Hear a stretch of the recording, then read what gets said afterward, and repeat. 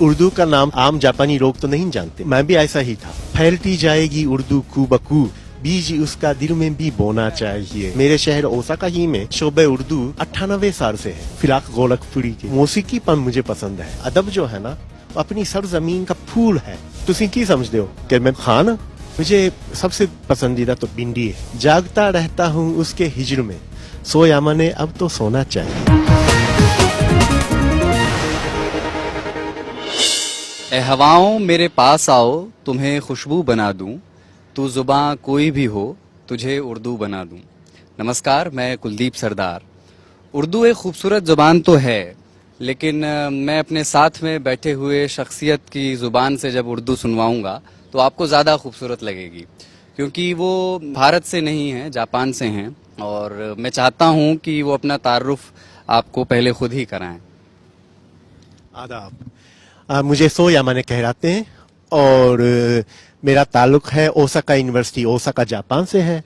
Japan की एक university में शोबे उर्दू है, वहाँ मैं उर्दू का प्रोफेसर हूँ और इत्तेफाक से गज़ल भी कभी कभी बस शुगर के तौर पर लिख देता हूँ। तो इस बार मुझे ऐसा इत्तेफाक हुआ कि यहाँ एक इदारा है सकाफती, जश्न बहार, उन लोगों ने मुझे बुलाया, तो मैं उन लोगों का शुक्रगुजार हूँ और यहाँ आके अपनी गज़ल एक आध में सुना दूँ। बस पता नहीं कि यहाँ के लोगों को कैसा लगे। बार आ रहा यहाँ के लोग पहली बात तो इस कॉन्ट्रास्ट को बहुत पसंद करते हैं कि लोग कहते हैं कि लल्लन टॉप आदमी कौन होता है, तो मैं आज मिलवा देता हूँ कि लल्लन टॉप आदमी, लल्लन टॉप शायर हमारे साथ मौजूद हैं। सो या माने सर, मुझे ये बताएं कि मेरे लिए आपकी कहानी, सबसे पहले मेरी दिलचस्पी उसमें है कि उर्दू का कीड़ा किस उम्र में काटा, कब काटा, उसकी वजह क्या थी। जापान में रहने वाले एक शख्स को उर्दू के बारे में किसने बताया और किसने कहा कि आपको उर्दू पढ़नी चाहिए? फिर इतनी अच्छी उर्दू बोलना आप कहाँ से सीखे? आपकी जुबान इतनी साफ कैसे हुई? उच्चारण इतना अच्छा कैसे हुआ? उर्दू का नाम तो ऐसे आम जापानी लोग तो नहीं जानते कि मैं भी ऐसा ही था। और जब मैं बीए से पहले हाई स्कूल में पढ़ रहा था तो मुझे शौक था अंग्रेजी पढ़ने का और अंग्रेजी नावल वगैरह पढ़ता रहा। तो इत्तेफाक से ऐसा नावल मुझे मिल गया जिसके मुसन्निफ का नाम था मुल्क राज आनंद। यहाँ के थे, यानी 100 साल पुराने नावल। इसमें ऐसे जुमले आ गए, दिस इज नॉट तमाशा। अब तमाशा का समझ में नहीं आ रहा कि क्या है। वैसे उसका वो नीचे लिखा हुआ है कि तमाशा क्या चीज है। मुझे बड़े अजीब सा लगा, ताजुब सा, कि मैं तो समझता हूँ कि अदब जो है ना, अपनी सरजमीन का फूल है, सरजमीन से उगने वाले कोई खूबसूरत चीज है। तो अपनी सरजमीन को छोड़ के, अपनी मादरी जबान छोड़ के कैसे अदबी तहरीक हो सकती है?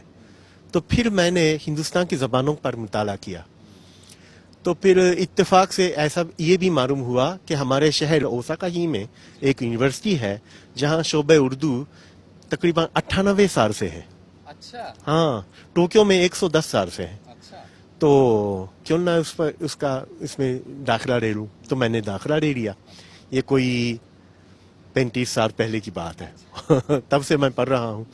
और क्लासें जो है ना, वो हमारे यहाँ बीए उर्दू की क्लासें 4 साल की होती हैं। पहले साल में कवायद पढ़ाई जाती हैं, ग्रामर। फिर दूसरे साल में बच्चों की कहानियाँ या पुरानी टेक्स्ट बुक्स वगैरह। तीसरे छोटे साल में आ जाएं तो अपने सियासत यानी पॉलिटिक्स या कोई तारीख, हिस्ट्री या कोई मुआशत यानी इकोनॉमिक्स या कोई अदब, साहित्या वगैरह जो है ना, अपनी अपनी क्लासें ले लेते हैं, लेकिन है उर्दू में। ये इतना अच्छा बोलना कैसे सिखाते हैं? मतलब आपका उच्चारण ना मुझे कॉम्प्लेक्स दे रहा है, तो ये कहाँ से कि मतलब कि सिखाने वाले लोग भी जापान के ही होते हैं? हाँ, ये हमारे यहाँ तालिब इल्मों की तादाद, स्टूडेंट्स की तादाद 20 है। हर साल 20 तालिब इल्म दाखिला लेते हैं और उस्ताद हैं, प्रोफेसर हैं, 3 जापानी प्रोफेसर, और एक हिंदी के लिए हिंदुस्तान से और उर्दू के लिए पाकिस्तान से। जी हाँ।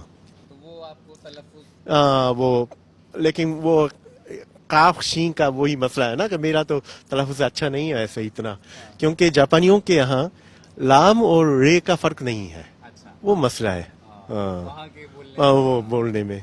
लेकिन बहरहाल ये नुक्ते में प्रॉब्लम होती है, थोड़ा नुक्ता उक्ता लगाना है, हो जाती है। अच्छा ठीक है, एक गजल आपकी कोई सुनेंगे, उसके बाद इस बातचीत को आगे बढ़ाएंगे। आपसे बहुत सारे सवाल हैं मेरे, आपकी पर्सनल लाइफ के बारे में भी और आपके अदबी समझ को लेकर के, हिंदुस्तान के शायरों में आपकी जो दिलचस्पी रही हो उस पर भी। पर उससे पहले आपकी कोई एक गजल या नज्म जो भी आप सुनाना चाहें। अर्ज किया है, दूसरों के गम में रोना चाहिए, दूसरों के गम में रोना चाहिए, तेरा दुख मेरा भी होना चाहिए।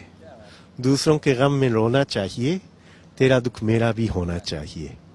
फैलती जाएगी उर्दू कू बकू, फैलती जाएगी उर्दू कू बकू, बीज उसका दिल में भी बोना चाहिए। फैलती जाएगी उर्दू कू बकू, बीज उसका दिल में भी बोना चाहिए। मेरे अश्कों में तेरी तस्वीर हो, मेरे अश्कों में तेरी तस्वीर हो, और मुझको खूब रोना चाहिए।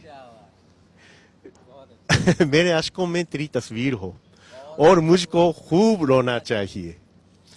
मक्ता है, मेरा नाम सो यमन है ना। जागता रहता हूँ उसके हिज्र में, जागता रहता हूँ उसके हिज्र में, सो यमन है अब तो सोना चाहिए।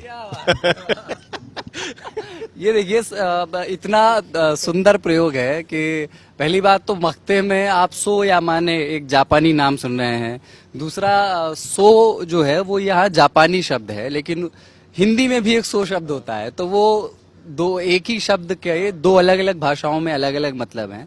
तो इस शेर को इन्होंने इस तरह से इस्तेमाल कर लिया कि जागता रहता हूँ उसके हिज्र में, उसके हिज्र में, सो या माने अब तो तुझे सोना चाहिए। तो सो जापानी वाले सो का क्या मतलब?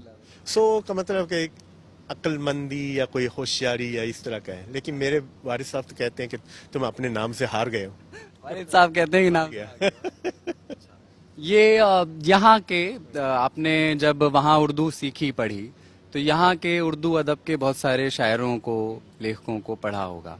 आपके पसंदीदा कौन कौन है, कुछ नाम बता दीजिए। हाँ, मुझे तो पसंद है एक तो मीर तकी मीर के दिल की वीरानी का क्या मजगूर, ये नगर सो मर्तबा लूटा गया, इश्क ही इश्क है जहान देखो, सारे आलम में बढ़ रहा है इश्क। वो मीर मुझे पसंद है और हमारे लिए समझने में भी आसान होती हैं, उसका असलूब अल्फाज बहुत आसान है, सीधे साधे। या तो क्लासिकी शायरी में के गालिब, दिल नादा खुद हुआ कि वह क्या है इस तरह, या इशरत कतरा है दरिया में फना हो जाना, दर्द का हद से गुजरना दवा हो जाना, इस तरह की वो मुझे पसंद है। एक पूरी गजल अगर किसी, पूरी गजल तो मुझे नहीं आती, हाँ सॉरी, हाँ वो फिराक गोरखपुरी के, वो उनके ना वो मौसीकीपन मुझे पसंद है। उसके आंसू किसने देखे, उसकी आहें किसने सुनी, चमन चमनता हुस्न भी लेकिन दरिया दरिया रोता था, क्या खूबसूरत। इस तरह का मुझे पसंद है।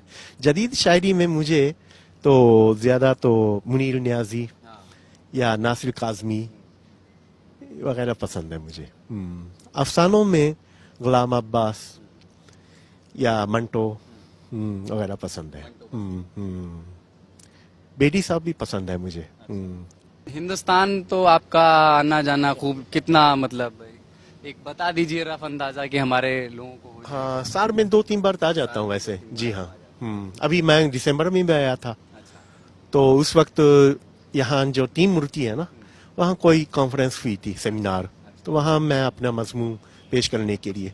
ये सवाल मैं पूछ ही लेता हूँ कि जब विदेश से आए हुए किसी आदमी को यहाँ लोग हिंदी बोलते हुए देखते होंगे, हिंदी उर्दू हिंदुस्तानी, तो आपके साथ बहुत सारे खूबसूरत हादसे हुए होंगे।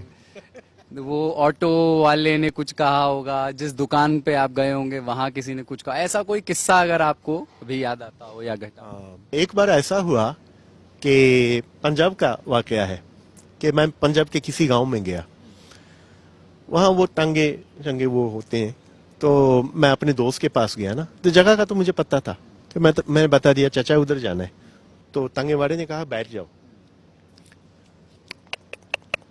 वो टंगे चलाने की ना, हट हट हट हट, खान साहब आ गए, खान साहब आ गए।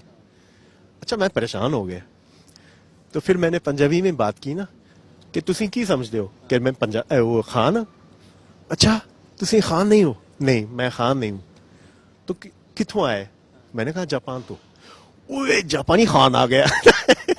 मतलब अगर वो जापानी ही है, खान ही है। ठीक है, इस तरह की। या एक बार ऐसा भी हुआ, मैं रिक्शा पकड़ के एयरपोर्ट जाना था, तो मैंने रिक्शा वाले से बात की कि हवाई अड्डा जाना है। तो रिक्शा वाले ने ऐसे मुंह बना के ना पूछा किधर जाना है? हवाई अड्डा। तो उनकी समझ में नहीं आ रही थी। तो मैंने कहा हवाई अड्डा जहां वो जहाज उतरता है उड़ जाता है उसको तो एयरपोर्ट कहते हैं। मैं हार गया। ठीक है जाओ जहां जाना है। इस तरह की वाकई बहुत है। कोई और एक गजल, मतलब मुझे पता है कि बहुत सारी एक्सक्लूसिव होती हैं, सिर्फ मुशायरे में सुनाई जाती है। वो मुझे जबानी याद नहीं है। अच्छा याद नहीं, लेके आना पड़ेगा। लेके आए, ठीक है, वो एक अलग से एक बाद में हम आपसे सुन लेंगे। जापान के लिटरेचर, आपने थोड़ा बहुत तो जापान का लिटरेचर पढ़ा ही होगा, भले ही काफी पढ़ा होगा, पर उर्दू आपने वहां सीखी, उर्दू आप पढ़ा भी रहे हैं। एक सवाल मेरा ये था कि जापान के लिटरेचर में और भारत के उर्दू हिंदुस्तानी जो भी आपने पढ़ा हो लिटरेचर में, मतलब आप क्या क्या चीजें एक जैसी पाते हैं? और अगर इंग्लिश का लिटरेचर भी पढ़ा हो, पूरी दुनिया में लिटरेचर के लेवल पर अलग अलग जगहों पर जो काम हुआ है उस पर आपकी क्या राय बन पाई है? एक तो ये है कि जापानी साहित्य अदब में और हिंदी उर्दू अदब में भी एक मुश्तरका चीज़ें तो हैं। यानी ख़ास करके इन दिनों जो लिखी जाती हैं इसमें घरेलू मसाइल, नफ्सियाती मसला, कोई ये कि सिर्फ इश्किया नहीं है कि इश्क कैसा होता है, ये वो बात नहीं, ये आगे बढ़ के कि कुछ नफ्सियाती मसले पर वो है। लेकिन ये जापानी अदब में ये कम है, नजर आता है कि मुआशरा ऐसा होना चाहिए, वो चाहिए वाला नहीं है कि वो कहानी तो कहानी की तरह, यानी रियलिटी जो है ना, हकीकत पसंद वो है। लेकिन बाज़ औक़ात उर्दू में किसी ज़माने में ऐसे अदब नावल या अफसाने नज़र आते हैं कि इसमें यह है कि बिल्कुल नारे की तरह कि ये होना चाहिए, वो होना चाहिए, वो और है। हमारे हमारे यहाँ वो नहीं है, निस्बतन कम है। पहले हुआ करते थे लेकिन आजकल नहीं है। और एक चीज के अदब ने सरकारों के क्रिटिसिज्म का भी एक लंबे समय तक झंडा बुलंद किया है। आपके यहाँ क्या हाल है? हमारे यहाँ के हाल हमें पता है, आपको भी पता होंगे, क्या हैं आप उस पर भी अगर आपकी कोई राय हो वो भी आप रखें। और जापान में लिटरेचर के लोग, वहाँ की गवर्नमेंट के या वहाँ पर इंटरनेशनली जो चीजें हो रही हैं उसके क्रिटिसिज्म में, हेल्दी क्रिटिसिज्म में किस तरीके से लगे, उस लेवल पर कुछ हो रहा है पॉजिटिव?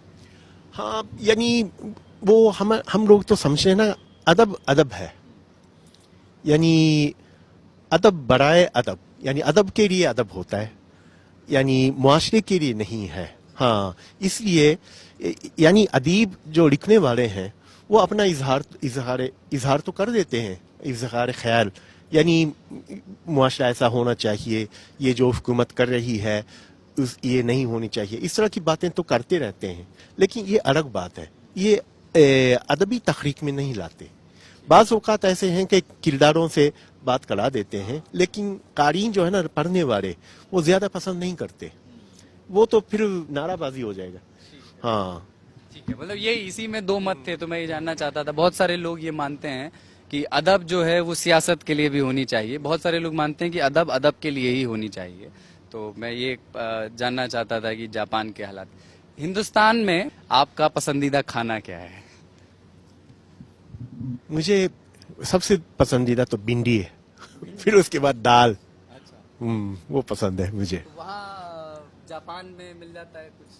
हाँ मिल जाता है, लेकिन भिंडी की कीमत इतनी है कि मुझे शर्मिंदगी होती है। यानी यहाँ पता नहीं, कोई पांच छह भिंडियां हैं, उसके कोई 100 रुपया समझ लीजिए। यहाँ तो आपको 100 रुपए में तो 3 दिन खा सकेंगे हम लोग। तो आपको हम यहाँ भिंडी खिलवाएंगे, आप हमको इसी प्यारे क्यूट जापानी लहजे में गजलें परोसते रहिएगा। हाँ, तो इनका आज मुशायरा भी है शाम को, तो इसलिए मैं ज्यादा वक्त भी नहीं लूंगा। एक कोई अपनी पसंद का कोई भी शेर, चाहे आपका लिखा हो या किसी का भी लिखा हो, उस शेर के साथ ये इंटरव्यू खत्म कर। मुद्दत हुई है यार को मेहमान किए हुए, बस हुई है यार को मेहमान किए हुए, जोश कदा से बज़ में चिरागां किए हुए। शुक्रिया सर, बहुत बहुत शुक्रिया हमसे बात करने के लिए।